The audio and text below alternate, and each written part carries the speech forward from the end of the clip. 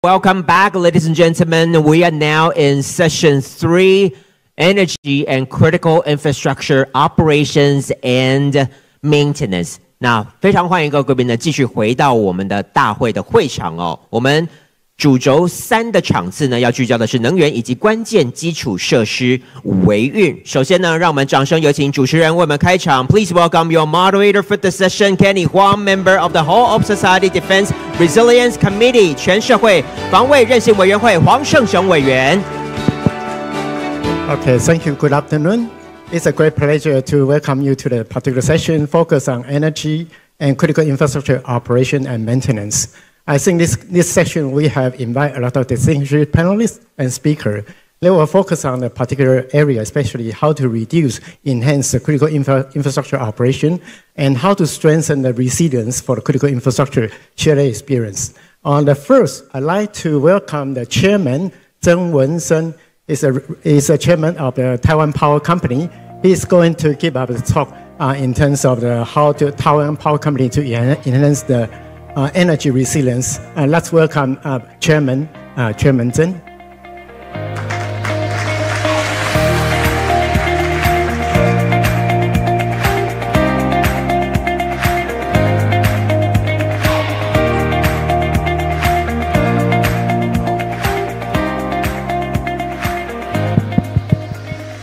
啊，各位午安。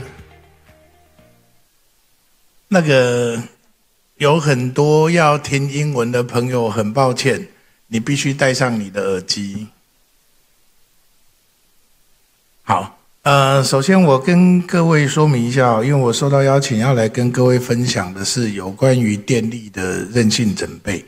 那其实对台湾来讲，如果要讲到能源，其实在石油危机那个时代，台湾大概对于石油的部分的储存就已经达到一个蛮高的标准，所以最近大家讨论比较关心的都多半是在电力，所以我想要花一些时间跟各位分享台湾的电力韧性准备的状况。我知道其实尤其是台湾的朋友对于电力韧性准备其实非常非常有兴趣，但我在这边要跟大家说抱歉，我今天只能够做一个梗概式的，就是大略的介绍。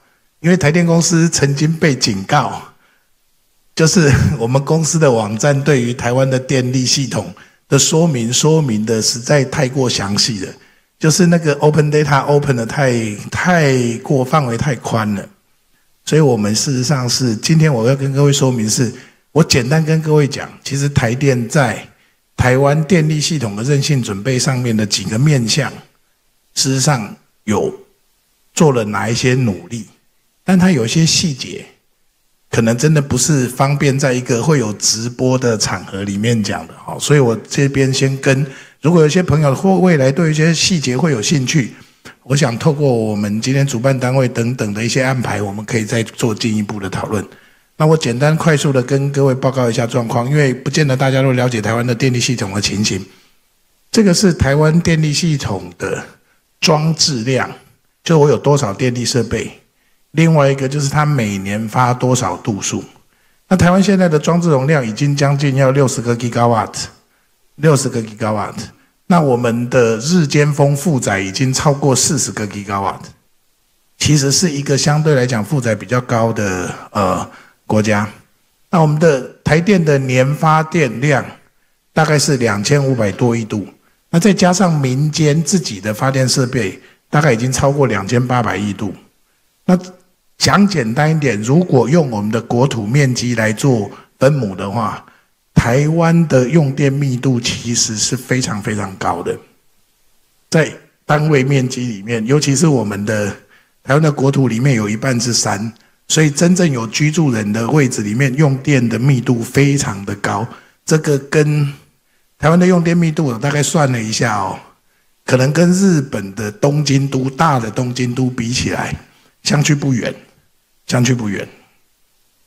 那整个电力系统的状况是这样，你其实会看到很明显，就是大部分的用电都集中在西部，那比较重要的负载其实是在北部。那接下来是南部，因为我们陆陆续续科学园区的兴建，所以现在越来越多的电力使用，事实上是因为南科的兴起而逐渐的往南部做发展。那接下来还有包括高雄的一些科学园区。台湾过去这10年来最主要的电力成长来源，其实就是我们的科技产业，就是我们的半导体产业以及它衍生出来的一些相关产业。那其他部分你会看到东部的面积其实蛮大的，但是它的用电跟负载比例都低。那整个电力系统大家可以看起来哦，就是说其实台湾的电力系统密度非常的高，密度非常的高。就是那个前一阵子台湾发生了一个台风，倒掉了3000多根电杆，倒掉3000多根电杆，史上最高的一次，就在今年7月发生。可是那3000多根电杆倒掉以后，占我们的比例其实非常的低，就占台湾电力系统的比例非常的低，到1%，非常的低。所以我们会看到台湾是西岸系密度用电密度非常高。那如果大家想要把它记得，其实很简单，就如果你把这些电线看成是那个半导体的导线，台湾的西岸就像一块晶片一样，密密麻麻的导线，是密密麻麻的导线。那整个电力系统的概况是这样，台湾的电力系统呢，是我们南北各有一个中央调度中心，在指挥调度安排所有的电力供应。那基本上这2个电力调度中心是可以控制发电机的起降，控制各个电路输送送电的一些方向。那在这个六个中央调度中心底下，其实分了6个区就是台北、新竹跟桃园，然后中部，然后嘉南，然后高屏，再加上东部，就是分这6个区域。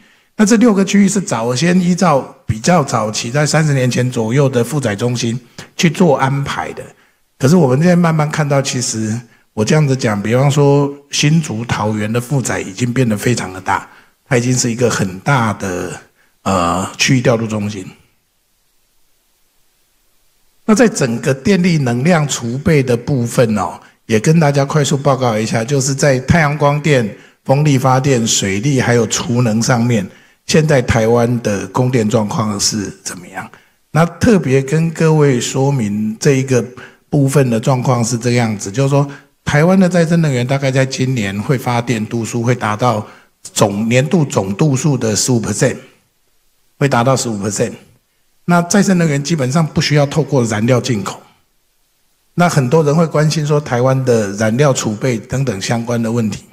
某种程度上面，再生能源的比例如果足够高，再加上足够的储能，我们的电量的自主性就会有一定程度的提高。这是再生能源对台湾非常有意义的地方。那尤其最近，其实我们也开始在加速做一些地热发电的一些相关的推动。那因为地热发电如果能够有效的推动的话，事实上它对于我们在地供应电力的韧性会有很大的提升，尤其是它可以几乎就是只要技术是 OK， 它几乎可以跟负载相匹配，就是用电跟发电是可以有相匹配的机会的。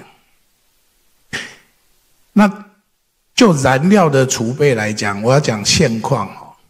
现况就是我们法定规定燃煤的储存状况是要安全存量是30天，天然气的安全存量是11天，但实际上我们现在可存的天数、再存的天数、实际存的天数是比这个再稍微多一些。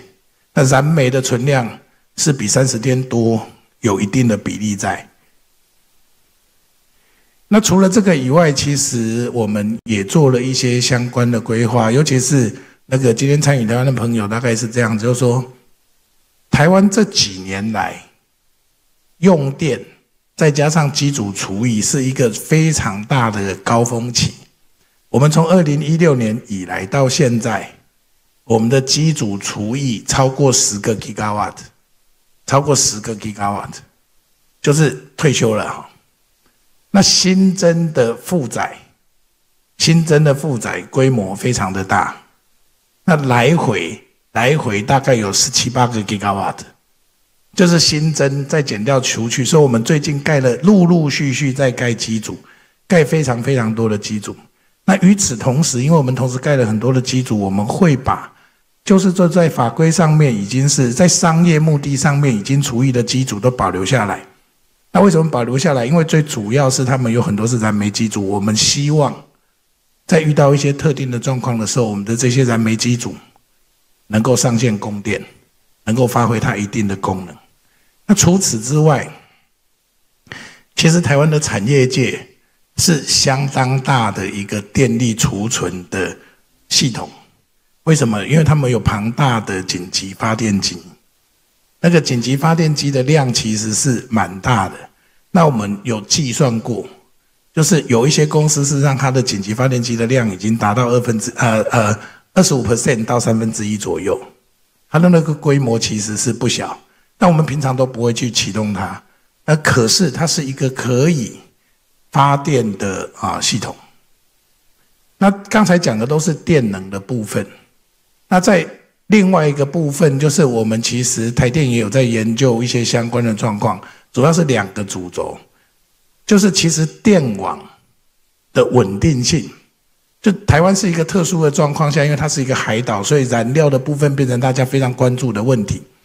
可是事实上，电网 grid 才是很多国家在稳定它的电力供应的时候最关键的题目。那遇到的大概是2个挑战。一般的状况下，最大的是极端气候，就是洪水、台风、地震。那最近有一个非常新的题目，就是落雷、打雷。因为极端气候的关系，现在打雷的电力通量都远高于过去，所以那些电力设备的避雷设施不见得能够支撑这么大的一个落雷量。这台电都在做调整当中。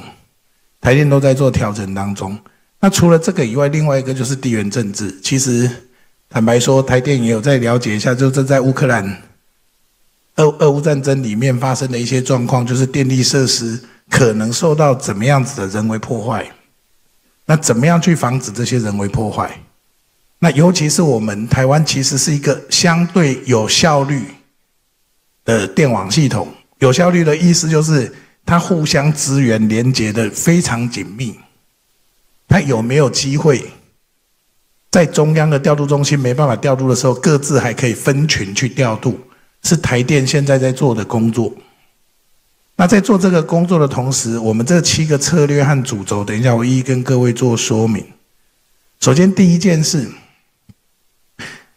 台湾非常有特别因为台湾的中央是山所以过去我们在联通跟输送南北电力最关键的电网就沿着山边建。那为什么会沿着我们的中央山脉建？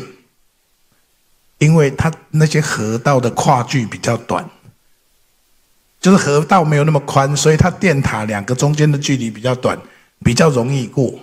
那同时人也比较少，所以我们现在的最重要的主干线就沿着中央山脉西侧的中央山脉这个地方建。那最近我们2022年开始，我们检讨到，就是我们全部都透过这样子一条主干线来做电力的融通跟输送，事实上会让风险集中。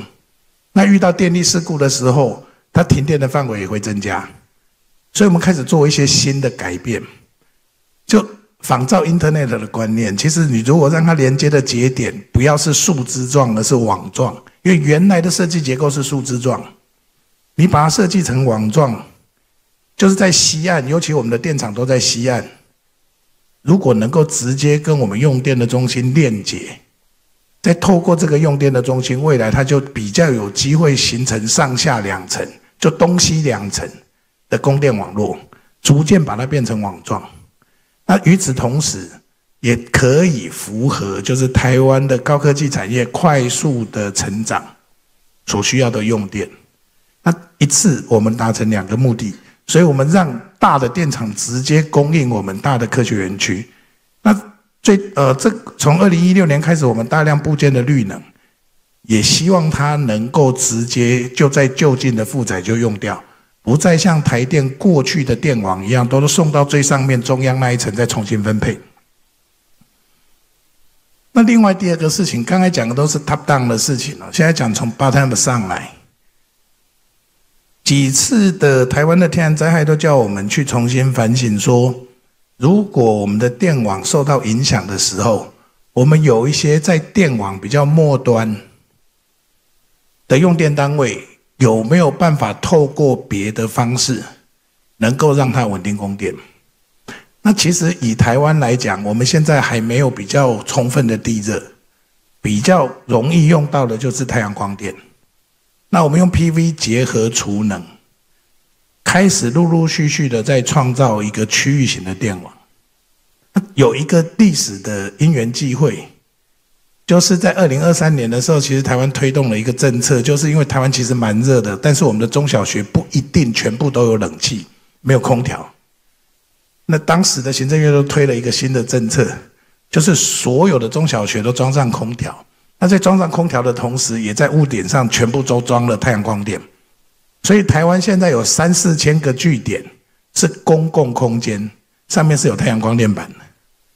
那这个公共空间如果能够加上储能，以一个 local 的地点，就是学校是非常重要的集合的中心，如果它有适当的储能设施，它就会变成是一个未来稳定供电，就是尤其是只是符合民生需求的这种民生供电，会变成是一个很重要的基础。那所以这是一个由下而上的电网韧性创造的一个新的契机。那接下来跟各位说明一下，就是说因为今天讲到关键基础设施硬体防护，其实台电的电厂基本上现在都是警察在警力在站岗。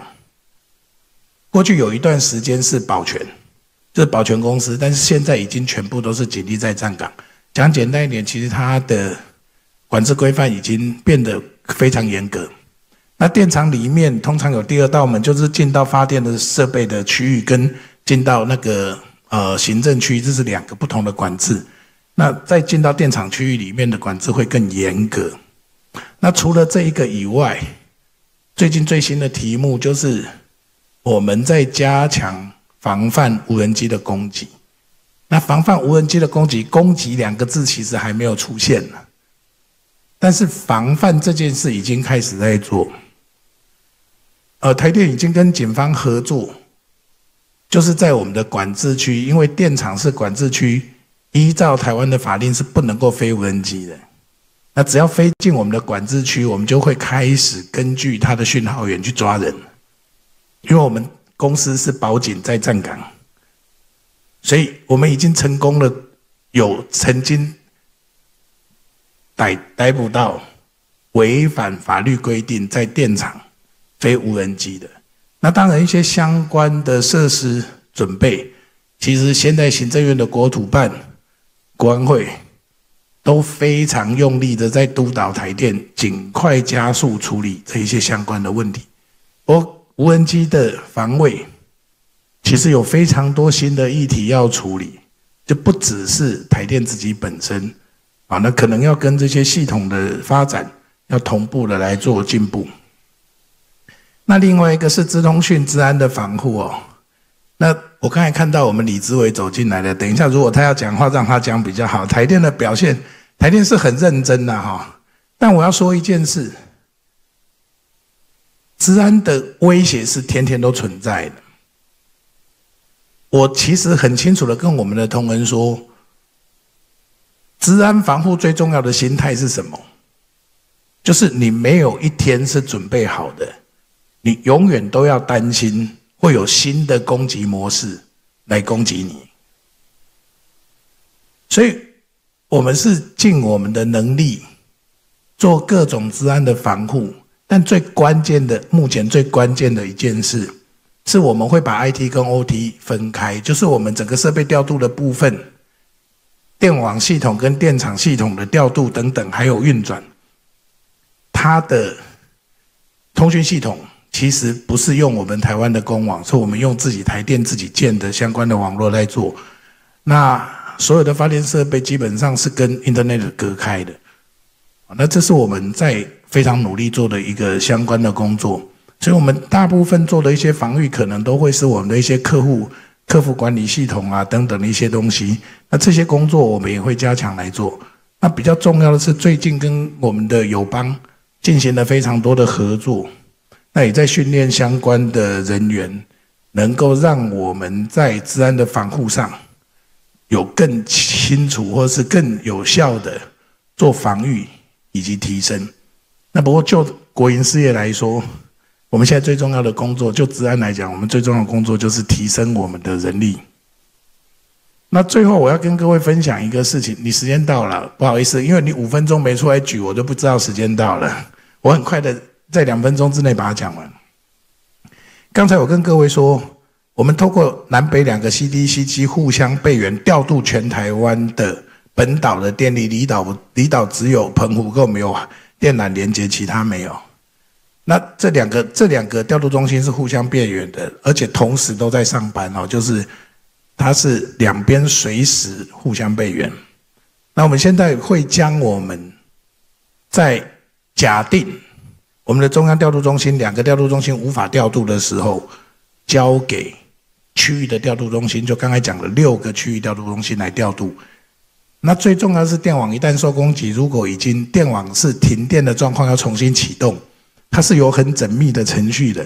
如果在座有电业相关的人士一定知道，我们现在就在磨练我自主电源在什么地方，怎么样把既有的发电机重新带起来，再透过区域的方式逐步的让电力能够做供应。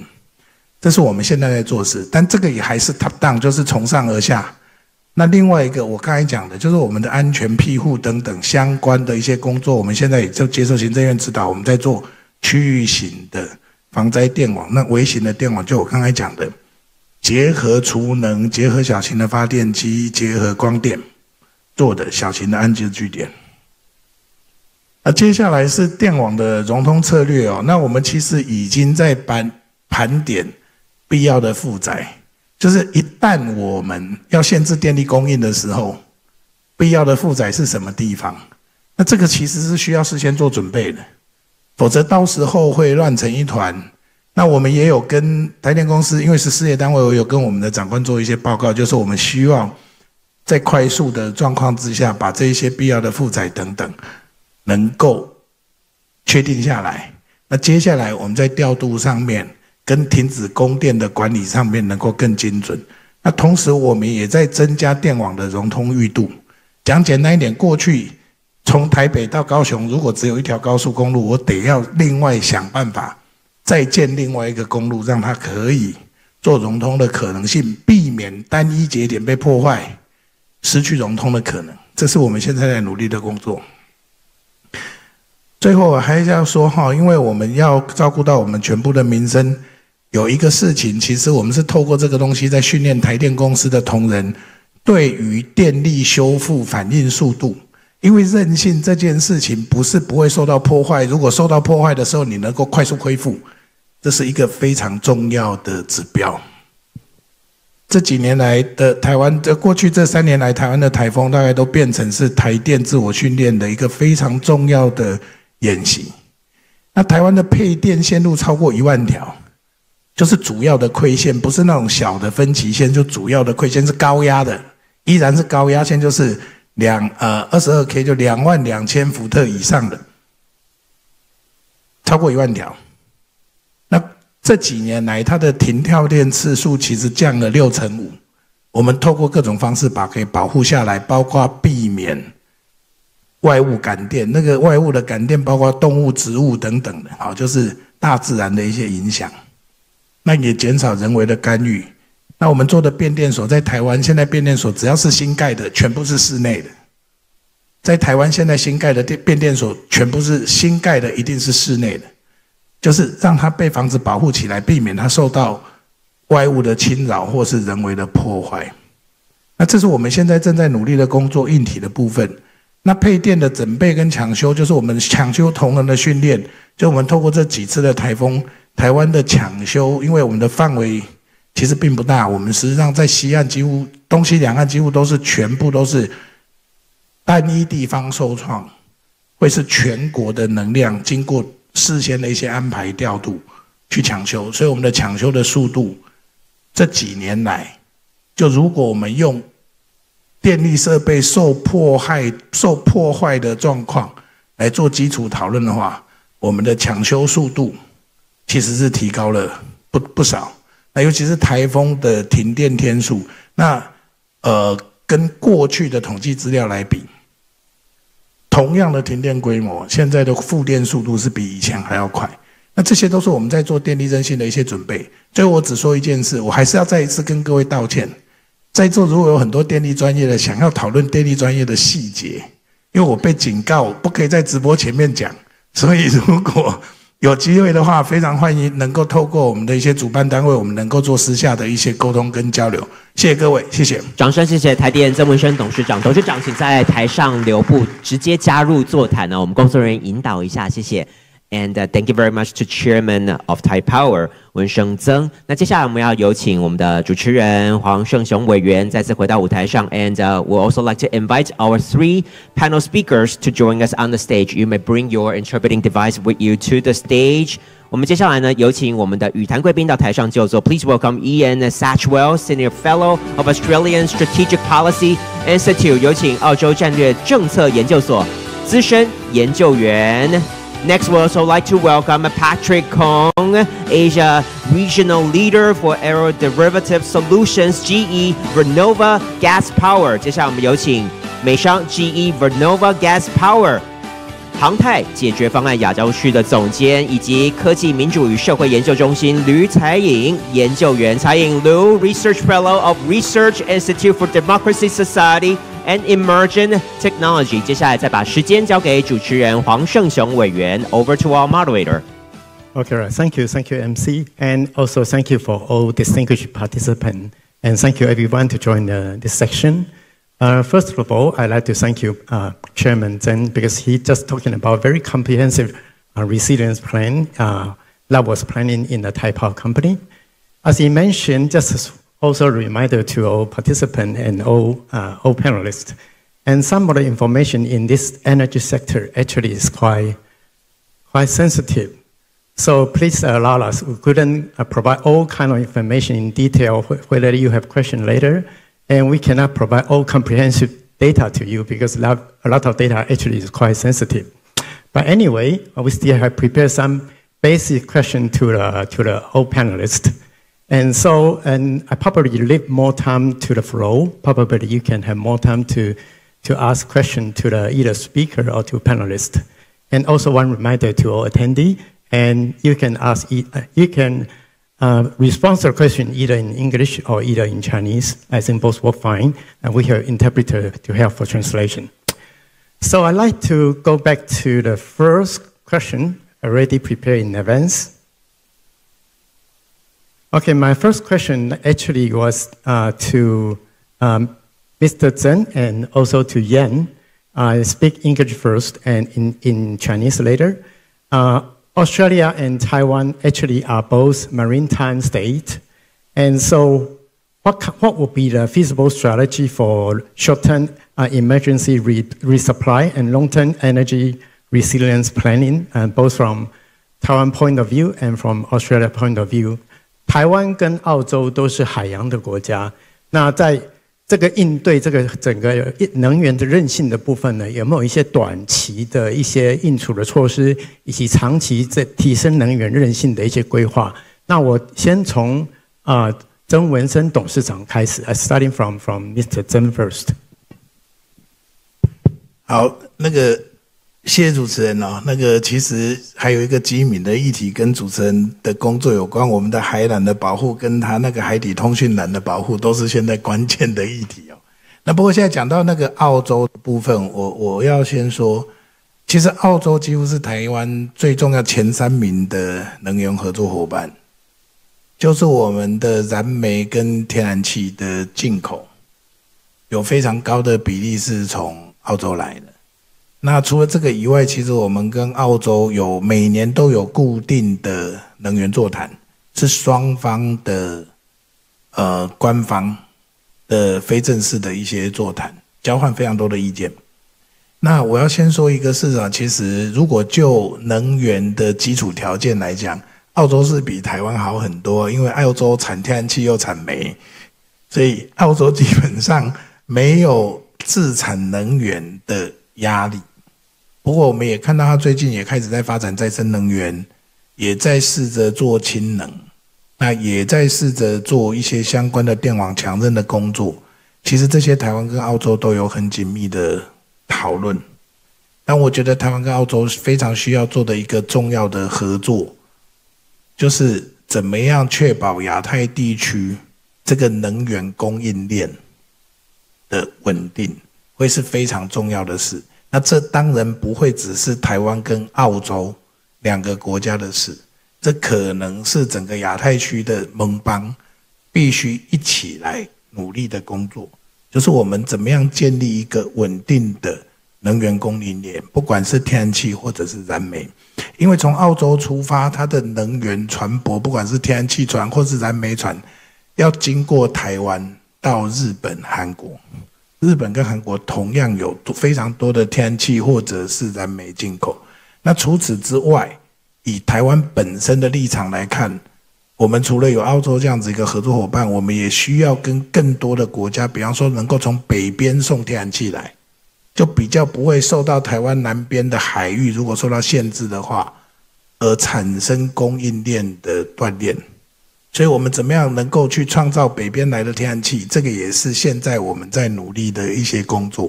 不过以台湾现在的状况来讲，我们现在的能源进口其实是尽量分散，那能够跟我们的友邦有更紧密的关系，让能源的输送稳定，这个我觉得会是一个非常重要可以彼此分享跟合作的一个工作。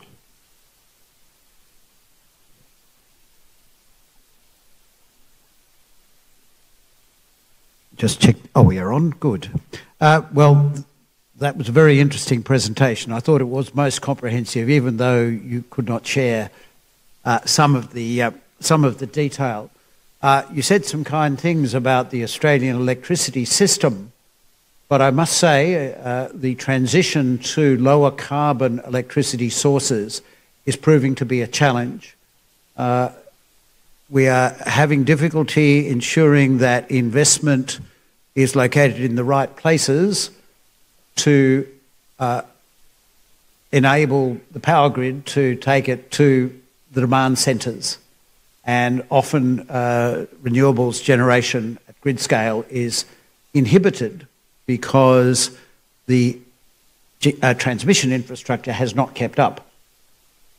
We are closing down coal stations, they are reaching the end of their life, but the growth of renewables hasn't been sufficient, and the growth of storage, especially long-term storage, has not been sufficient. So the end result is that we are having some periodic shortages. The lights have not gone out yet, but they can threaten to, especially on very hot days in the east, and we have had substantial price increases. So there are lessons from that too, I think, that Taiwan and Australia should talk about. Now, if I can talk briefly, Kenny, about supply chains, because as the chairman highlighted, Australia is a major supplier. We supply about 50% of Taiwan's coal, but some of that goes for steel making, and about 40% of Taiwan's LNG.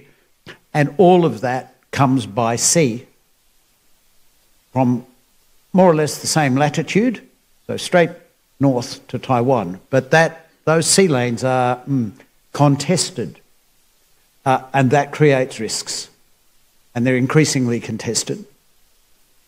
I'm pleased to say that Australia is investing big time because, one, Taiwan is an important customer, but so are South Korea and Japan. So we all have interests in common. Australia as the major supplier, Taiwan, South Korea, Japan as major customers that share those sea lanes. Australia is investing a lot in sea lane protection technology with the UK government and the US government. The AUKUS, Australia, UK, US alliance will have one, Australia will be buying nuclear submarines, first some second-hand ones from the US and then building them along with the UK. But we will have, in very short order, within a couple of years, UK and US nuclear submarines based on the same latitude as Taiwan. And that will enable on-station time in the sea lanes of up to 83 days. So very close, and they'll be based there, there'll be maintenance facilities. And that's really going to be very important. There is some other technology, and only a few days ago, Australia announced these fantastic new robot submarines, so large autonomous underwater vehicles that will work with conventional submarines, manned submarines. It's all very classified. They've announced it, but they're not saying how many they will build, but they said dozens. And they will be very important technology.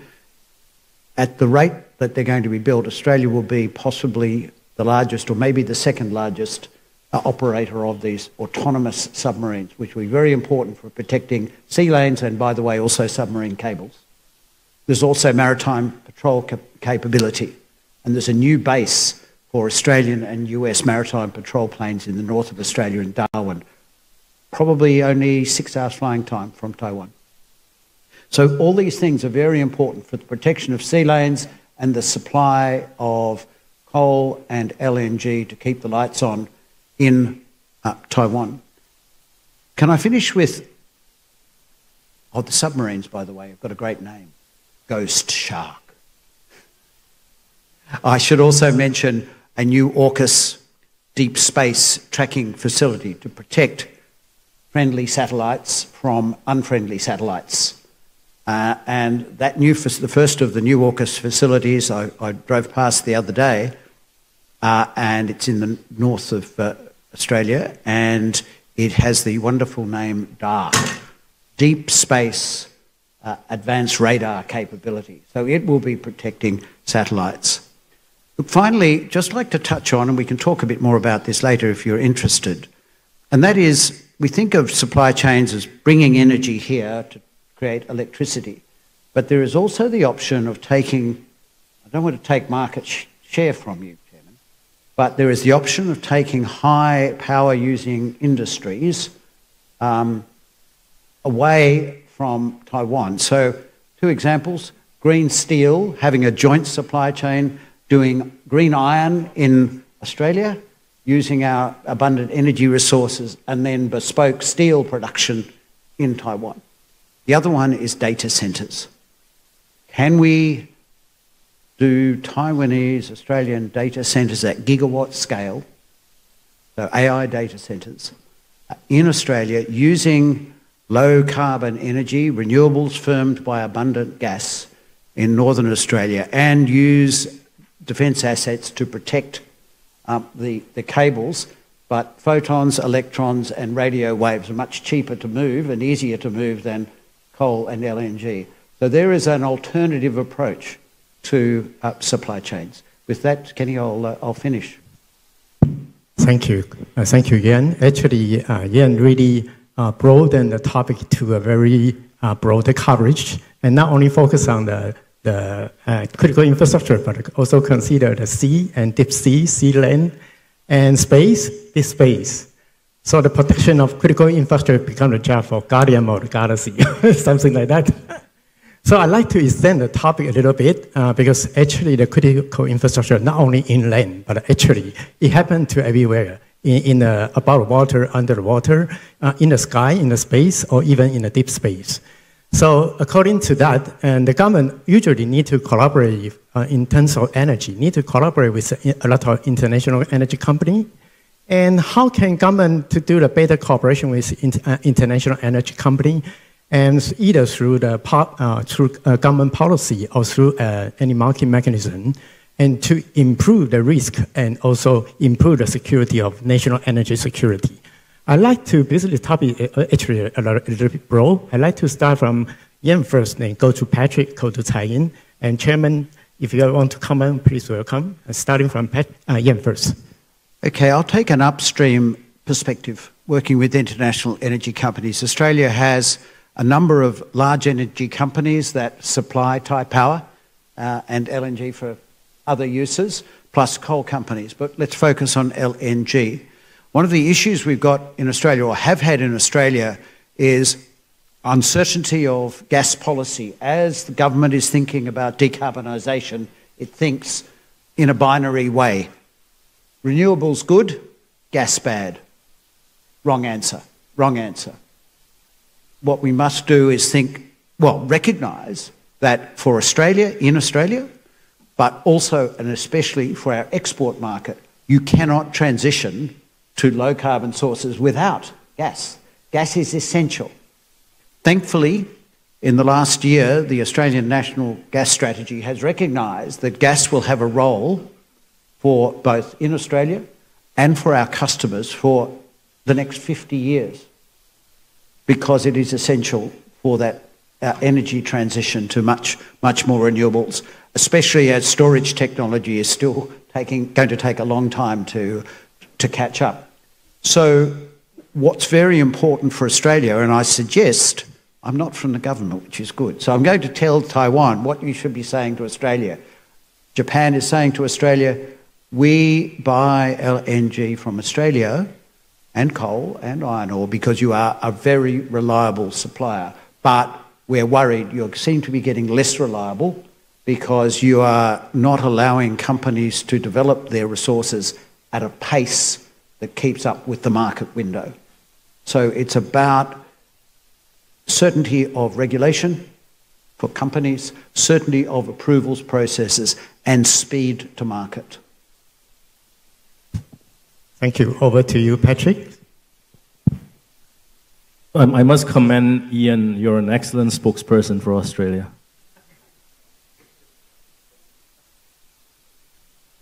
Well, I think to the question, obviously, the earlier panelists spoke about PPP, public-private partnership, and I think there's a lot of room for collaboration.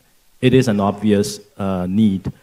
There are times when policymakers are not able to maybe keep up to pace in terms of what is real and what is truly technically feasible in the market.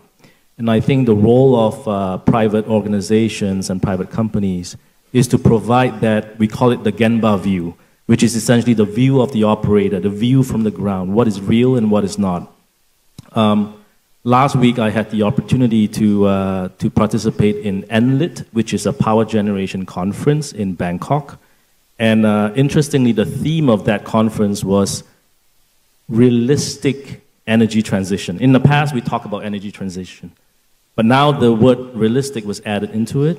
And to Ian's point, you cannot enable clean and renewables without realistically understanding what is possible, and gas is an enabler. So I'm not going to pitch on the role of gas and how important it is. I think a lot of the folks in the audience would know that. But clearly, these are the sort of opportunities that the private sector could step up and play more and act as conduit, right, with the public sector to educate and to continue to, explore new ways to power the different countries. Okay, right. Thank you. Over to you, Taiyin.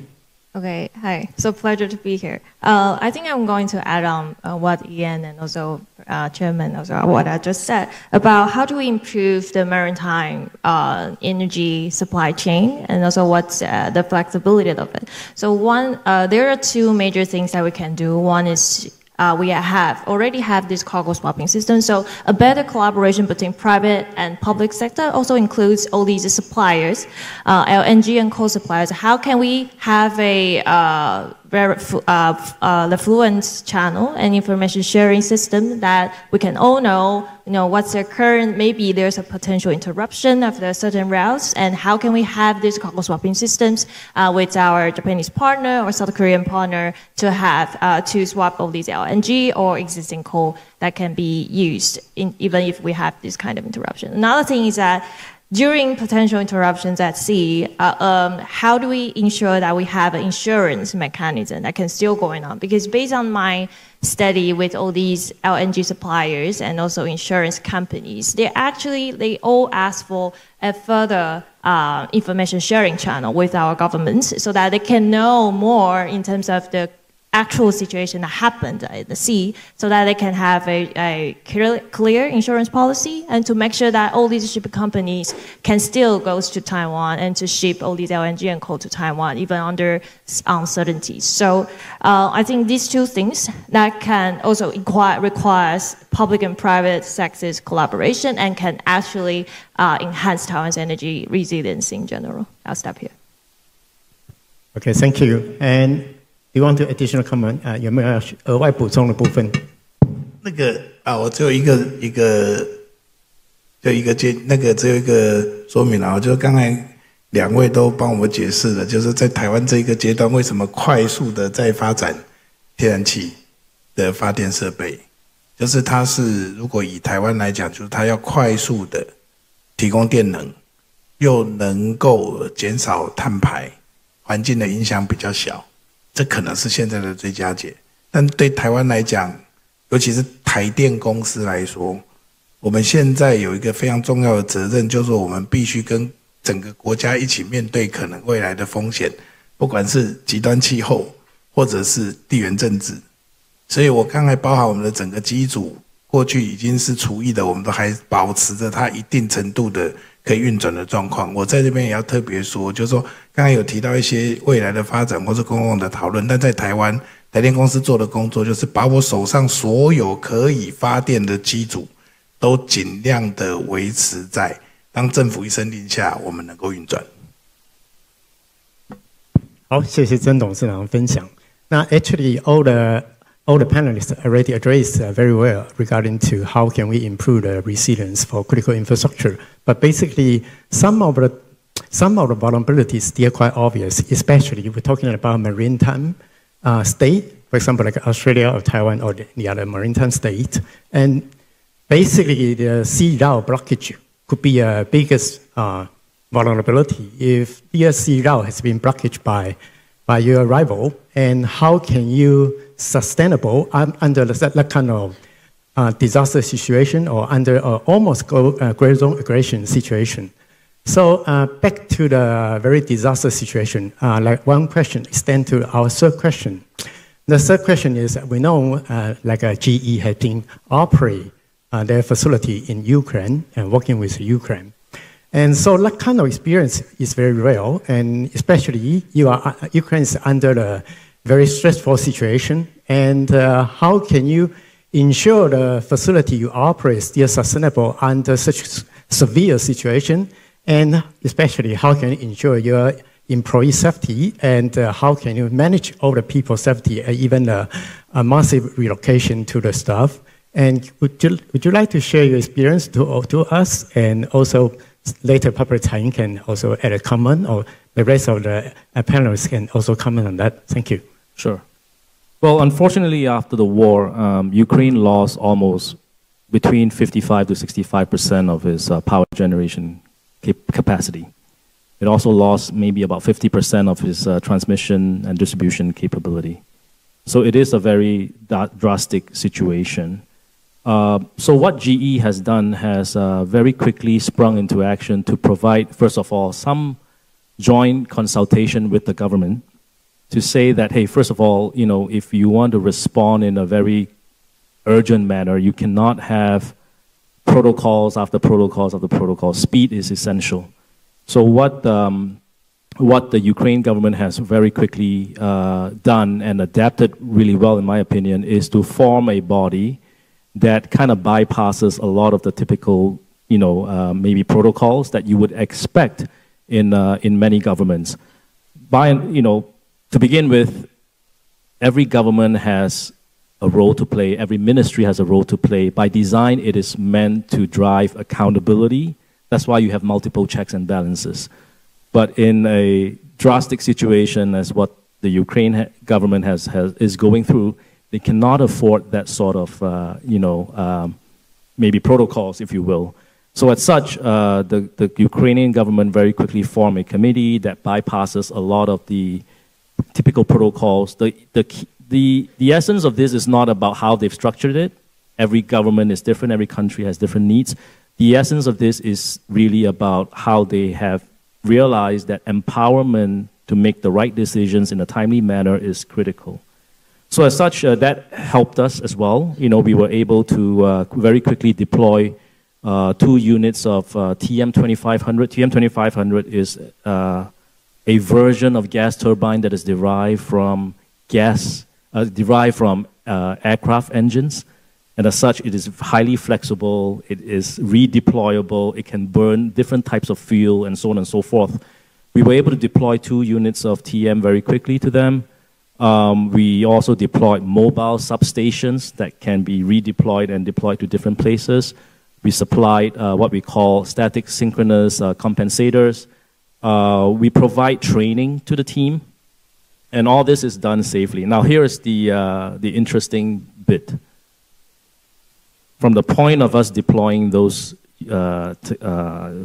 TMs, the aero gas turbines, to the point of generating power to the grid, it took 8 months.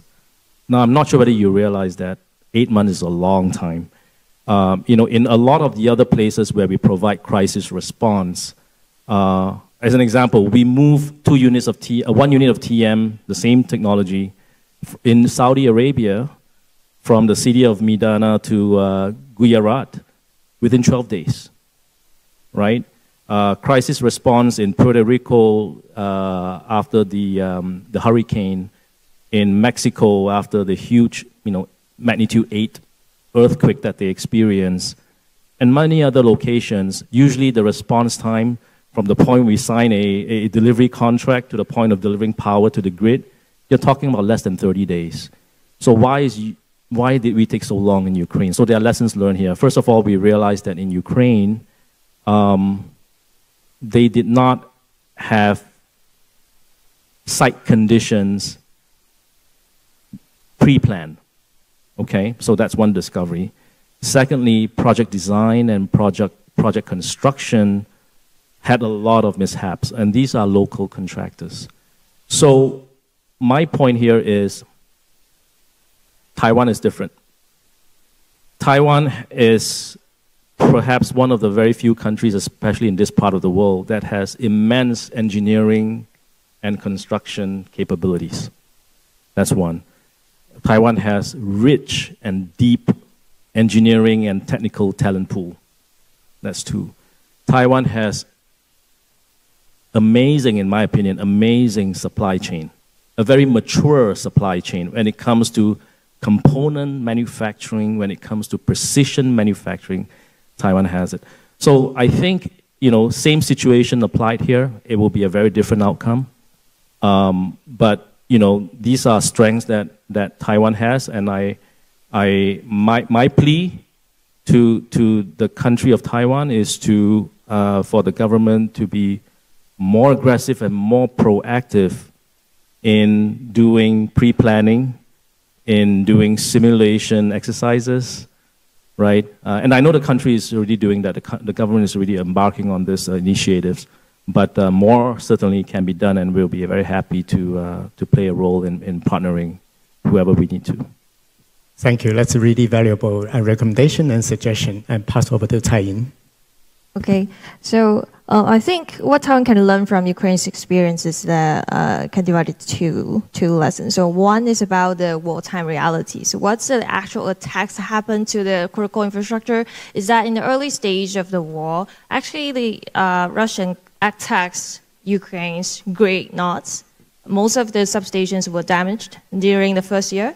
And also the connection, the transmission lines interconnected with the nuclear power plants, and also the cooling system of the nuclear power plants were the first attacking targets in Ukraine. So there are stages of the attacks, and Taiwan should learn from this. So obviously Chairman Zen has already said that Taiwan Power Company has already been doing all these substations, production mechanisms. These are very critical for Taiwan. And to further on, for example, to learn from Ukraine's 3-tier production mechanism. So one with temporary shelters, and the second with more reinforced shelters, and maybe go to long-term underground substations. So all these 3-tier production mechanisms that Taiwan can actually learn from it. And I think the second lesson is that actually during the war, this has already happened in a long time, right? So the Ukraine has a capability to still build renewables, so solar panels, and also small-scale gas turbines,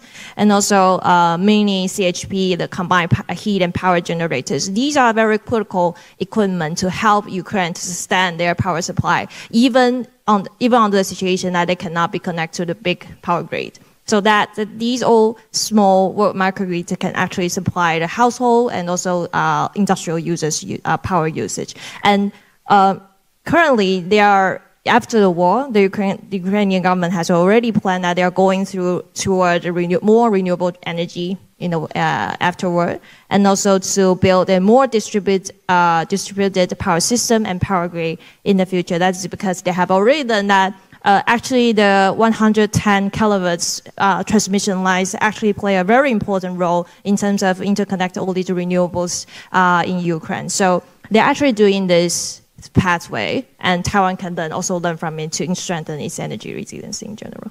If I can add a very quick comment, I think there's a lot of underlying themes here. While not everything may be applicable to Taiwan, but the basic principle of risk management and risk abatement is, first of all, you need redundancy, so you need buffers. And secondly, you need to diversify, right? It goes with anything else that we do, right? Including our stock portfolio, our investments, and so on and so forth. Diversification is key. And I think what we've learned from Ukraine is also the fact that they have diversified, or they intend to diversify their generation, such that, when issues do happen, it is contained to the area, right? Because it is not a centralized model. Doesn't mean that everything applies here to Taiwan, but I guess, in principle, that's a good strategy in terms of generation assets. Not everything has to be gas. Even if it is gas, not everything has to be heavy duty. It could have multiple variations. And then, of course, you have renewables, right? Nuclear, and so on and so forth. So I think diversification is a key strategy. Okay. And that's a very good suggestion. Redundant and diversified. Basically, is a very good principle to maintain, to improve the resilience. Also complying with the Taiwan Power Company strategy, they try to diversify their infrastructure, their critical infrastructure, and also try to make a redundancy everywhere. I pass over to Yen, sorry. I have a question for Patrick and the Chairman, I think. For a short period, I was an energy bureaucrat in a jurisdiction where we were trying to transition from 100% gas to more renewables, but with low inertia. So so frequency control was a major issue. And I remember the energy minister saying to me, "Ian, why does this have to be so difficult?" And I said, "Because, Minister, if you move this far off 50 hertz, and that's the frequency in that system, the lights go out, the system shuts down, and you might lose your job." So the question I have is, when you're bringing in emergency power supplies into decentralized grids that are inherently smaller, how do you integrate rapidly and risk manage grid stability? So this is where the technology aspect of what is available comes in. So going back to the earlier point of partnership between public and private sector. In terms of technology development, the same technology that I just referenced earlier, the TM2500s, because they are derived from aircraft engine technology, these sort of turbines can start very quickly. It has fast ramp capability. So to your point, as you transition to renewables, for example, you're going to introduce fluctuations to the grid. So you need something to be able to correspond in a very rapid fashion, and that would be something that the technology can offer. It ramps up very quickly. At the same time, the same technology also has built-in synchronous condenser. which means it provides stability to the grid, right? Inertia and so on and so forth. Now, Australia is a good example where the market has, or the authorities has recognized the need for this. As such, a lot of the PPA that is being issued has this sort of mechanism to encourage this sort of investments. Other countries may follow at some point because as renewable penetration continues to grow, it is without a doubt that this is a need in terms of grid stability. So the technology itself actually helps us get to a certain point of stability for the grid. Okay, thank you. And Chairman Zen. 对，我以为除了主持人以外，其他人不能提问这样。OK， 好。那个刚才问到了一个非常技术的问题哦，就是说我们如果是再生能源的占比越来越高以后，怎么样维持电网？那个其实1:1半岛前一阵子那个整个电网出了一些大的状况，大家都在讨论，就是再生能源如果渗透比例很高的时候，怎么样去维持它的频率？那我这样子讲，以台电公司来看，我们现在的状况是这样：第一个，就是你如果单纯不考虑传统机组，跟再生能源匹配的一定是储能，就是 battery 是关键了，就是我们的这些相关的储能设备。那台湾现在整个储能设备，整个总量大概已经有1个 gigawatt，1个 gigawatt， 但另外一个公司跟奇异公司也有关系。其实现在很多的天然气机组，它越来越考虑它的升载效率，就是它的天然气机组是那个升降载效率最好的，它能够在很短的时间之内供电，或是往下减少发电。所以它的状况就是一个快速反应的天然气机组。那当然。刚才提到的都是航改型不是 combined cycle 哈，现在有很多就是1对1的 combined cycle， 就是不是2个 GT 对1个 ST， 现在都大概我们现在新部署的都是1个 GT 对1个 ST， 就是让它的反应速度会更加快，然后启动的时候总量不会这么大，其实都是在因应弹性。台湾现在投资的状况就是以台湾电网，就台电现在投资再加上民间投资，我们几乎是各种的发电模式都存在台湾了。以我们现在，那当然现在是核能的关系，核能现在是没有，但是我们有过核能，那些技术也都在。那我觉得基本上就台湾来说，就是以发电形式的多元性、电网调频所用到的所有的工具，其实在台湾的电网里面几乎都有用到，而这一些整个综合的结果。台湾还被加了一个非常特别的额外条件，就是台湾是一个制造业为主的国家，其实台湾有2/3的电力，其实是用在生产服务全世界。如果是自己使用的话，以台湾现在的发电能力，大概1/3，就是我如果是台湾只是处理国内消费，暂时不考虑我要大量出口我们重要的科技产品，那台湾自己的消费真是完全不到1/3，所以它是一个很特殊的状况。我觉得可能现在全世界没有一个国家像我们这样，就是我们有2/3的电力其实是用来服务全世界的，这是一个比较特殊的状况。那因为有这样子的前提，所以我们有很多的考验，也尝试很多新的东西，也非常愿意跟国际的科技的前沿合作。然后在能源的稳定供应上面跟很多国家合作。Thank you, Chairman. Then a supplemental discussion. Actually, I just realized if just for domestic consumer usage, Taiwan only requires 1/3 of the capacity from the energy. So that sounds like good news. And Chairman then also mentioned he suspects only moderator can ask question. Actually, it's not. He's happy to answer the question.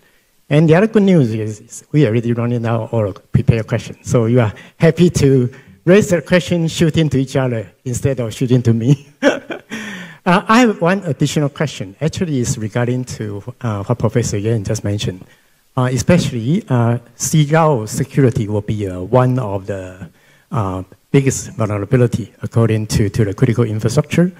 And we're not talking about deep space or outside space. We're talking about something nearby, for example, like a sea, anything under the water. If anything under the water basically is a threat. The threat could be from very calm to very, very aggressive in very short period of time because it's underwater, it's invisible, uncontrollable. So according to that, do you have any suggestion how to improve the resilience or security for any underwater critical infrastructure from your point of view? And first question, point to Professor Yen. Okay, well, some of the most critical infrastructure given Taiwan's technology richness, of course, are communications cables. And I heard this morning there's also sovereign satellite capability. But the big risk, as you have identified, Kenny, under the sea, the cutting of those cables. Now, they periodically, as I understand it, get severed through earthquakes, but because there's a lot of redundancy, that's not usually a problem. You can take your time, go and repair the cable.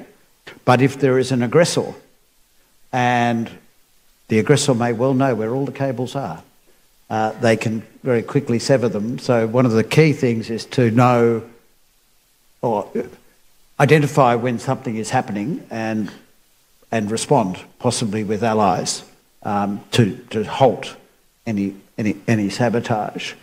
I think, though, the best strategy is deterrence, to deter anybody taking those sorts of aggressive actions. And that brings us back to Taiwan's friends and allies and their naval capability. And I mentioned Australia. I didn't mean to do a sales job, but I mentioned Australia is investing big time. And I suspect Prime Minister Albanese will be meeting with President Trump next week. And I suspect that's got to do with some of the announcements that we have heard in the last 2 weeks of major upticks in defence expenditure, particularly to protect the maritime domain. So deterrence by countries like the US, the UK is back in this region, which is great. Australia investing big time in subsea capability and surveillance capability from the air, both autonomous and manned aircraft, which have had the odd laser shot at them, by the way. So I think those things are all important, but it's really about deterrence. We don't want something to happen.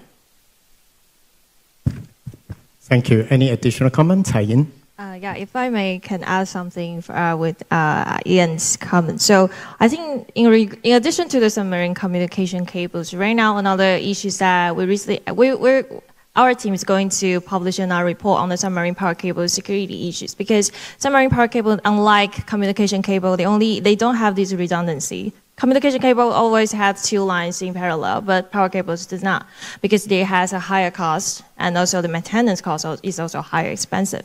So I think back to our topic of resilient, how to have a resilient cable system underwater.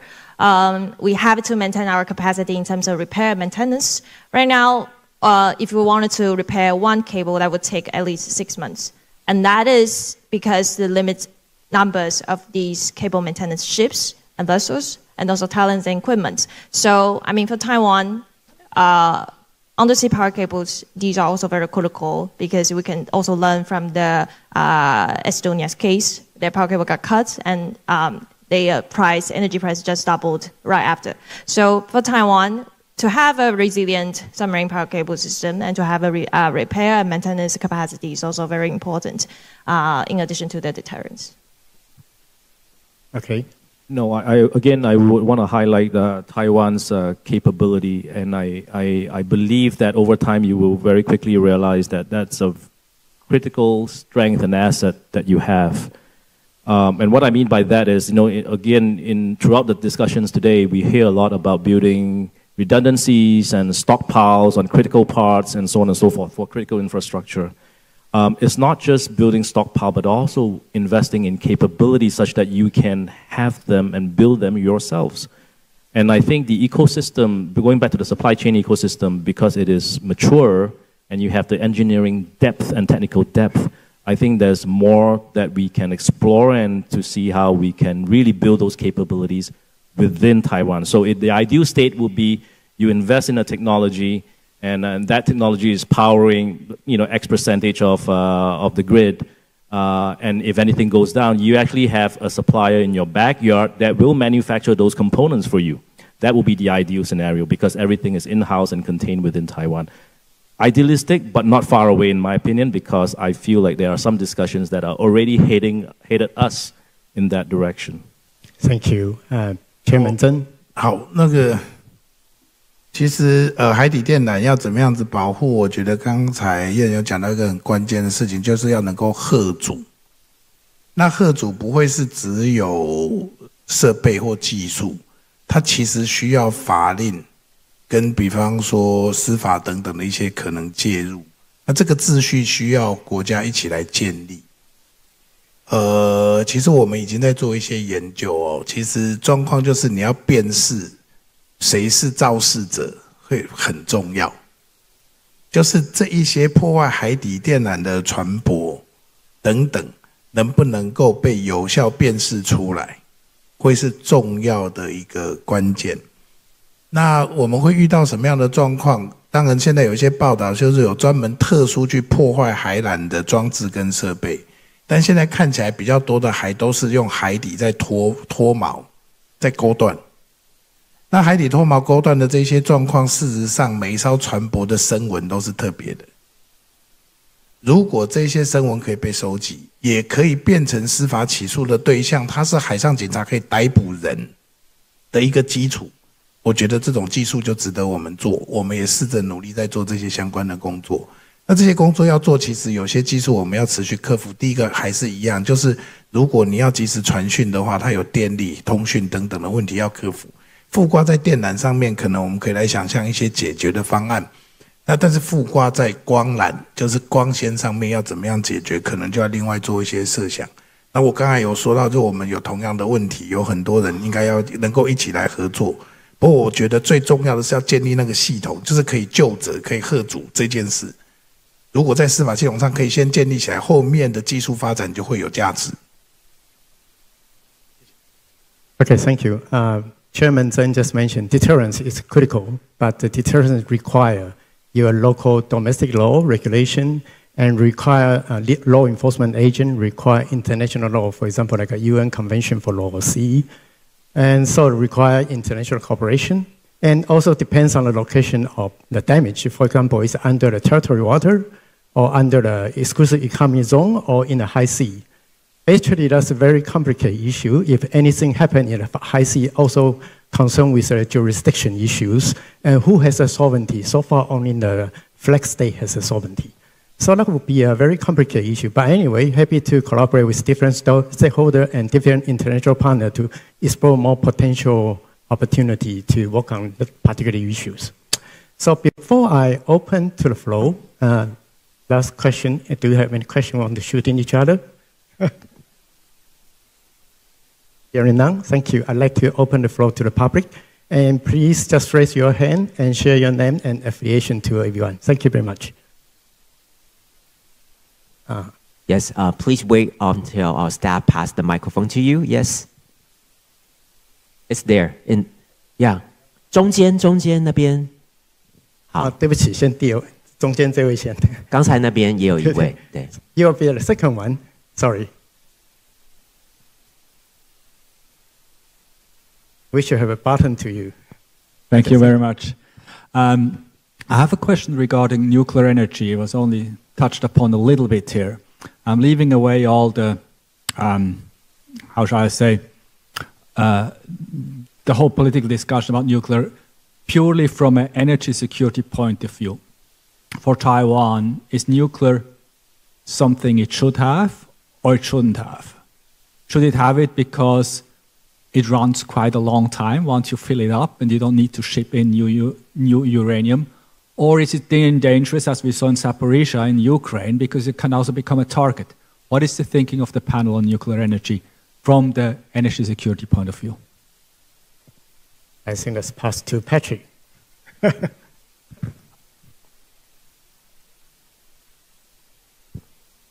I decide to, I must be able to leave the country after I say this. No, I'm just kidding. So, look, I think if we approach this without political views, going back to the earlier point about risk diversification, risk management, the answer is yes. If you are able to construct nuclear power plants or you have nuclear power plant that has already been decommissioned, perhaps, I think that it is worth considering whether that is something that we should add back into the broader diversity of generation assets that we have.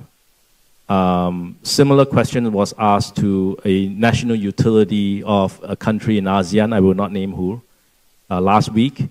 And the utility responded quite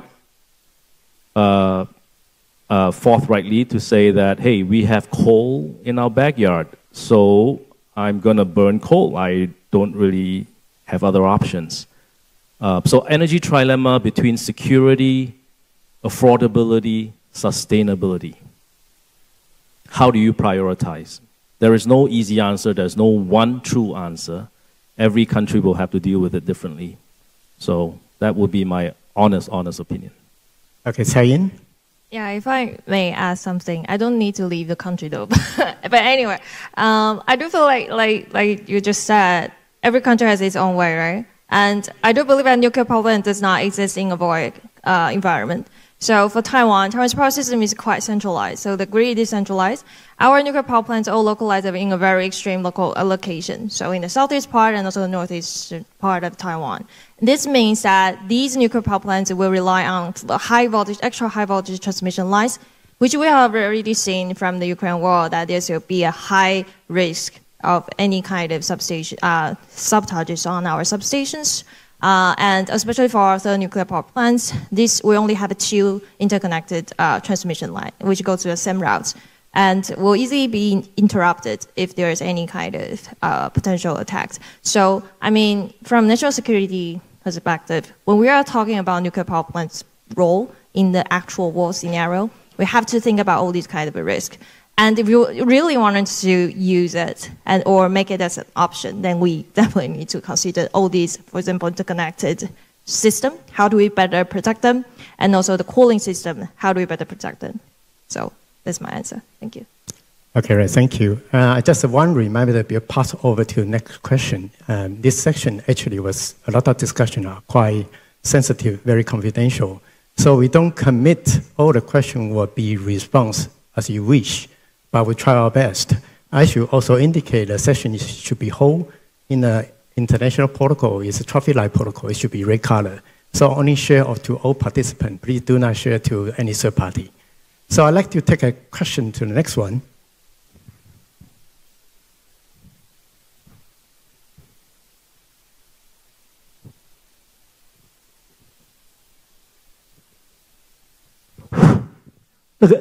請教台电曾董事长啊，就是如果我们去结合太阳能小型发电机以及磷酸铁锂电池，然后在台湾利用学校去建置数千个社区微电网，那它应该是目前我们形成这种冗余供电冗余性价比非常好的方案。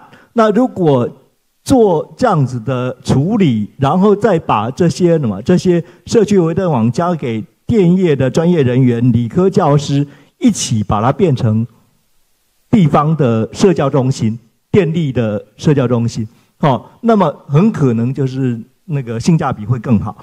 那这个东西可能动作要快，原因是因为台湾少子化的速度非常快，那台湾50人以下的中小学有500多所，100人100人以下的中小学有1000多所，这些学校在现在少子化的进程里面，很快可能就会被废弃。所以，如果可以在比较短的时间之内去进行这种社区微电网的建制，以及这些学校功能上的这种扩充，可能我们成本不多性价比会很好请教台电，谢谢。Chairman 曾，这一题我们已经在做了。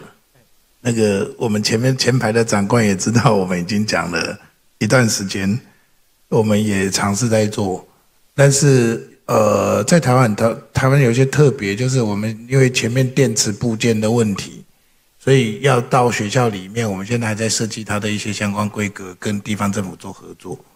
所以我必须这样子讲，就是说结合太阳光电板、储能、简易的发电机，另外如果再加上一个设施就更好，就是如果我们能够在学校里面安排那种战备水井，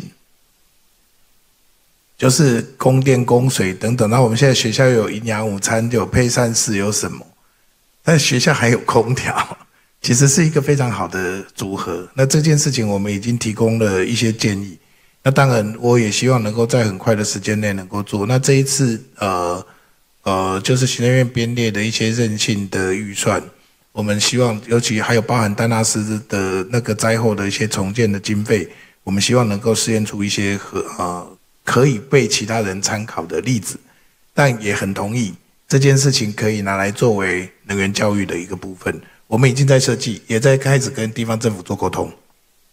Okay, thank you. Basically, redundant and diversify are very resource hungry. So when you try to expand the diversity, expand the redundancy, basically require a lot of resource investment. And anyway, the government tried the best to balance financial consideration, also resilience consideration, and try to make a proper arrangement and resource allocation, and try his best. So happy to take the next question.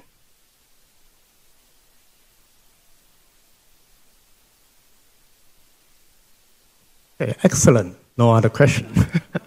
So before I conclude the section, can I invite you to give a big round of applause to all attendees and speakers.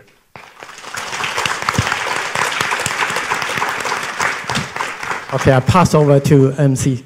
Thank you very much, and would you please all stand up and let's have a photo together on the stage. Thank you. 好，我们请这个场次的主持人以及我们的主讲人3位语坛人呢，我们往舞台中间移动，一起来合照。All right, let's have a photo together.